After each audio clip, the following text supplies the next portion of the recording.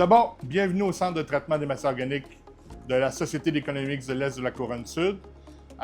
Ici, nous traitons environ 120 000 tonnes de matière organique pour produire environ 12 000 gigajoules d'énergie renouvelable, de gaz naturel renouvelable que nous injectons dans le réseau d'énergie et dont nous distribuons aussi une partie en biogaz chez Greenfield Global. Ici, on reçoit les matières organiques triées à la source. Triées à la source, c'est un grand mot. Évidemment, on reçoit avec des contaminants.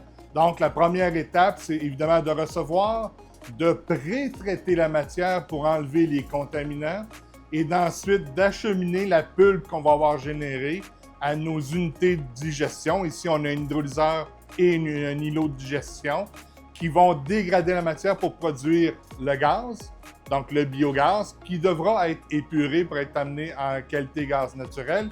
Et on va produire aussi un amendement organique qu'on va utiliser pour valoriser sur les terres agricoles.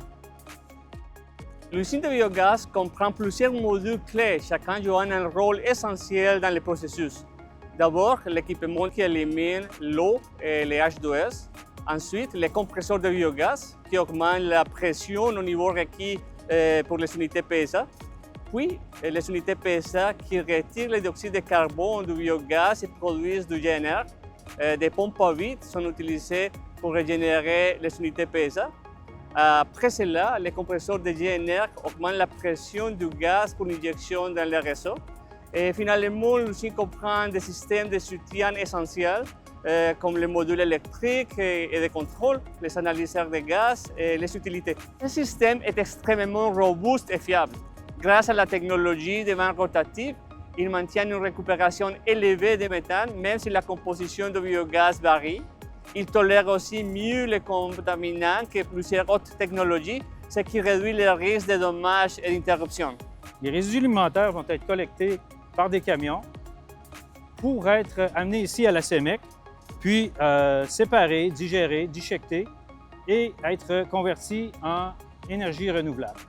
On va avoir, entre autres, un amendement agricole qui va être réutilisé sur ces terres agricoles qui ont produit ces aliments. Une partie du biogaz va être purifiée par le système d'IVIS pour être réinjectée dans le réseau de gaz naturel local ici au Québec, Énergir.